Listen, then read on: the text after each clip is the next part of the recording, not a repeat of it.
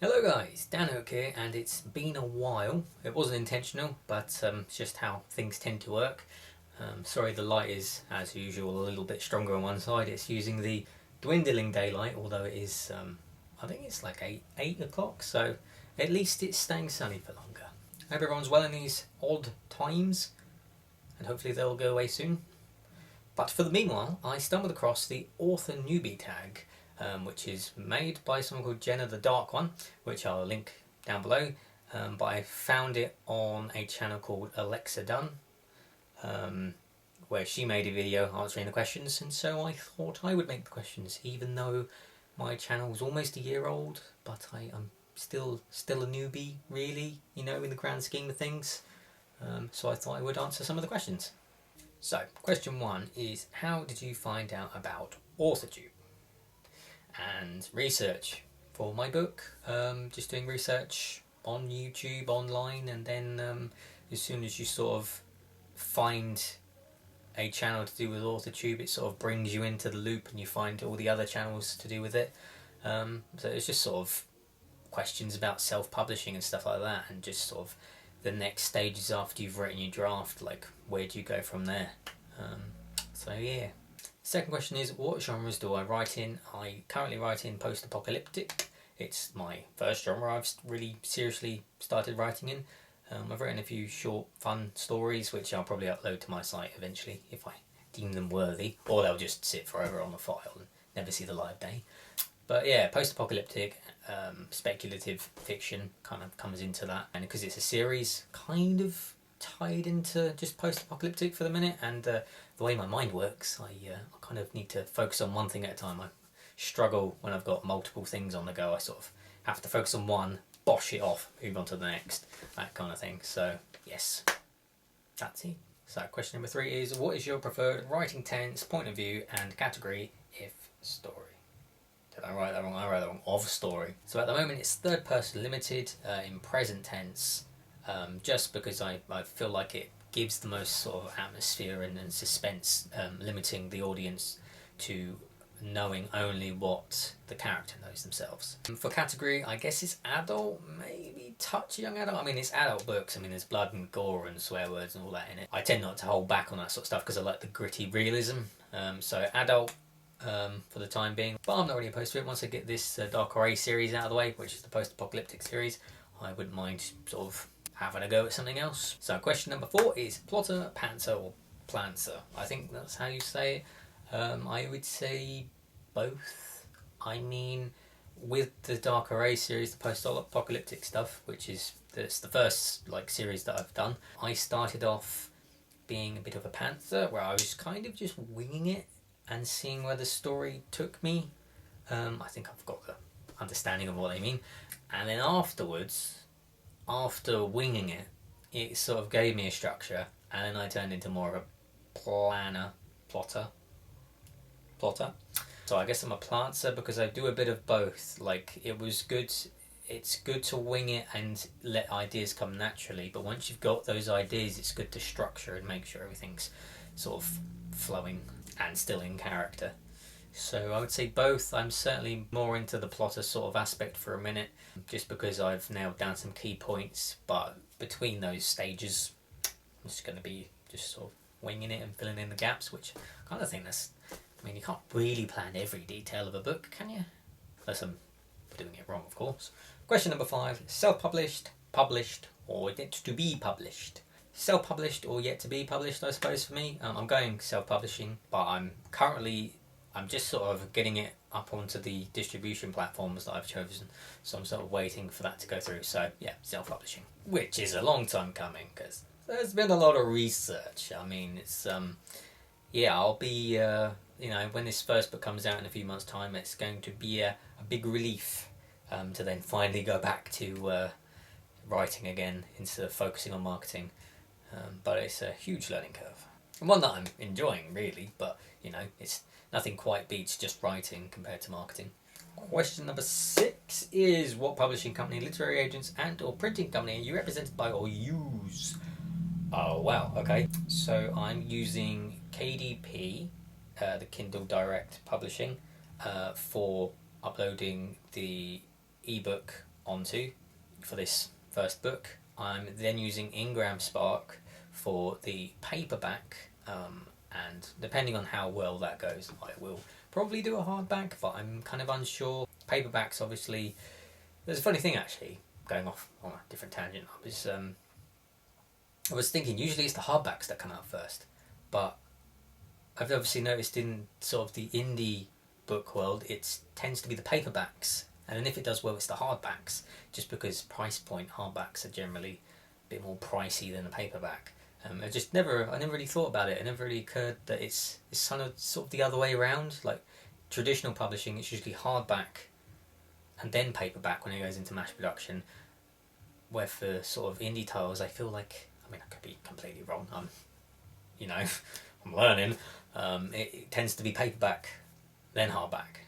So yeah, I mean, I'd like a hardback, but we'll see. But yeah, so where was I? KDP for ebook, Ingram Spark for paperback, and then what's it called? A direct to digital for the ebook everywhere else, besides Amazon, obviously. So we'll see how that goes. It's kind of a little bit complicated being on 3 separate platforms, but I mean, I'm getting the hang of it, so it's working out alright. It's all still fresh because it's literally what I'm doing at the moment. So yeah, that's that.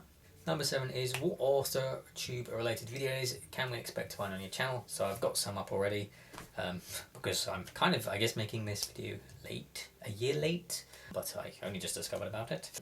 Just sort of general, my methods of doing things, like they're not, there's no, I tend to think there's no, well, I mean, I guess there is right and wrong ways, but there's no like set in the stone ways, but just sort of how I world built, the process I went through on world building or character building, or I think my most popular video, which absolutely leagues ahead of my other videos, was how to name fictional places or something. I don't know, something like that. Anyway, I can always link it somewhere. But just sort of my process, my experience, and I mean, with some of this like formatting and ebook stuff, I might make some more. I mean, I know there's videos out there that sort of teach you how to upload to Kindle or Ingram or direct to digital, and they are helpful, the ones that are out there. But every so often, you tend to find just like bits that are just missing. Like, it won't be much, but there'll just be just something that you just can't find on the internet. And I then had to go out and sort of get through it myself. So I mean, I'll probably make some videos on sort of the processes on how I done that and how I got through certain points, and the reasoning for doing certain things certain ways. So just sort of, I guess, all sort of basis, and obviously my own sort of books that I'm doing at the moment. But yeah, just bits and pieces really. I mean, if you want a specific video made, you feel free to ask. Yeah. Question number 8 is, when did I start writing? So I started off with some journalism several years ago, which was fun. You got it was video games journalism, to be specific. You got exclusive access to all sorts of goodies, and you got to meet developers and sort of behind the scenes of games and stuff like that, and it was really fun, and I did enjoy writing for it. But when I kind of seriously decided to take it up and do story writing was when I started my Open University degree. And with the Open Uni, you could sort of mix and match modules and courses and bits and pieces, and I think the first module I took was like I think it was psychology or social sciences. Interesting stuff, did enjoy it. But then I took a creative writing module, and I really loved writing. I wrote an assignment with a short story on, with a character named Shelby, and that's sort of where the idea of the series that I'm writing sort of originated from, which was, I think it's probably like 4 or 5 years ago now, since I've since finished the degree, and sort of I then expanded the world and then expanded the characters and the plot and everything. But it all sort of pinpointed off an assignment in the creative writing module that I expanded off, and safe to say that the character Shelby from it he did survive, and he's in the book. He's one of the main characters. However, the scene he's in didn't. I wanted it to be in there to be like, this is where it came from, man. But it didn't. It didn't make it. Not in the first book. If I can find a way to put it in the second book, you never know. But yeah, so far that's been shunned, and it's not allowed in my book because it's terrible. But yes, question number 9 is, what was the first story you ever wrote? Well, I think, like, seriously, it's the book I've written now, Displaced, book 1 of the Dark Array series. That's what I'm about to release. Yeah, I guess that's kind of, here you go, oh, it's his first book. Oh. Yeah, I know, it's my first book. Some people say that maybe with your first book you should just, just ignore it, just get it out of your system and, move on to the next. But I didn't. I've spent, about 4 or 5 years editing, re-editing. There's a lot that's been cut out. It's a completely different thing to what it was. And I've had an editor go over it. I've had a professional assessor go over it. I've had a proofreader go over it. So it's been through all the motions, and I've all the bad stuff that I've heard. I've tried to fix and remedy, and hopefully it's going to be a good book. I have faith in it. I feel confident in it. Yeah. So that's the first book I wrote, which is the one that's it's still it's about to be released, which is a little bit scary because I watch some people's stuff and they're like, oh yeah, I've been writing for 20 years and my first book was back when I was 5, I finished writing a novel or something, and I'm like, oh okay, I mean it's alright for some people, but I'll be fine. It'll be fine. Question number 10. What authors have inspired you the most? Well, that's a good question.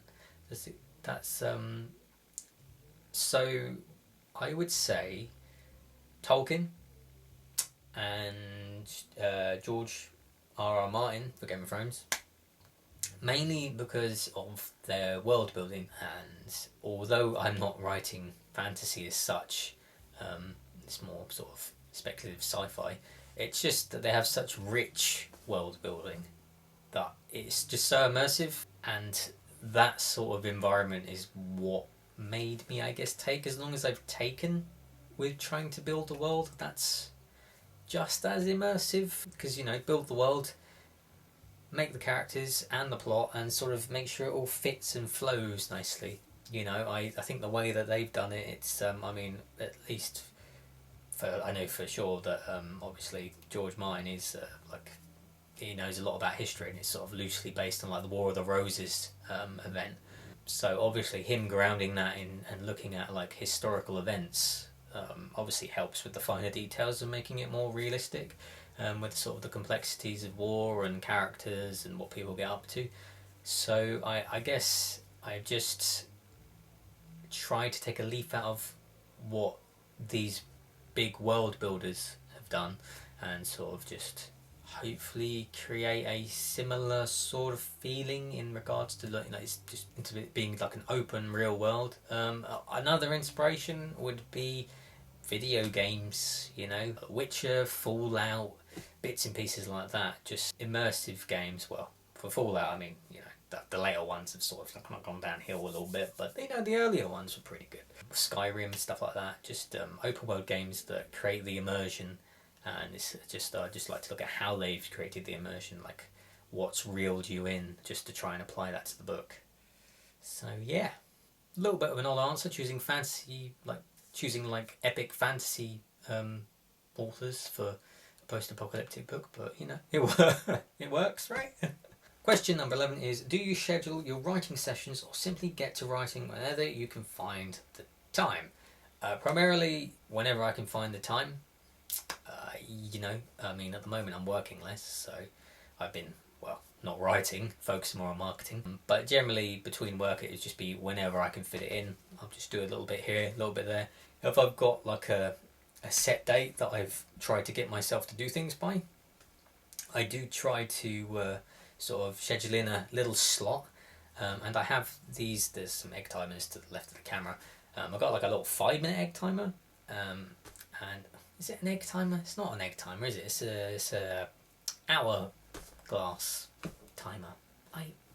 Something like that. Little sand timer. That's it. We'll go for sand timer. I've got one that's 5 minutes and one that's an hour. And what I usually find is I flip the hour one over, and when I start writing, I keep looking at it and you know, when's it going to be over, you know. But eventually I stop looking at it and the sand's still going, and if I give it long enough, I get into my writing, and then I end up, you know, the sand stops, I don't realise, and I keep on writing because I sort of get into the groove of it. So I use the sand timers almost as a way of just forcing me to get engaged, because I pretend I've only got the hour to do it, and then even if it goes over the hour, I just keep writing because the crunch of time has gotten me into the flow, which I find quite good. I mean, I can't actually wait to get back into writing since I'm doing all this marketing stuff.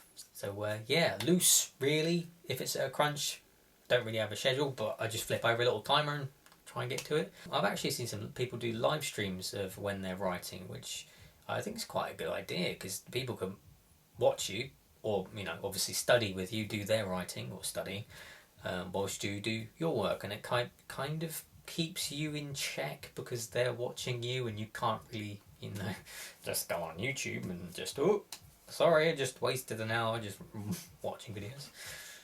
But yes, number 12. Do you type on a computer typewriter, write everything out by hand, or use a blend of both things? And where do you write in general? I use a computer, got one behind me, it's a laptop. I've also got a tablet, so generally on computer, on Microsoft Word or Scrivener, if it's more sort of planning sort of stuff. I use handwritten notes. Sometimes I've got a few notebooks here that it's just sort of convenient. Sometimes, you know, if I don't have my tablet on me, I can't scribble on that. I scribble on sort of like I think it's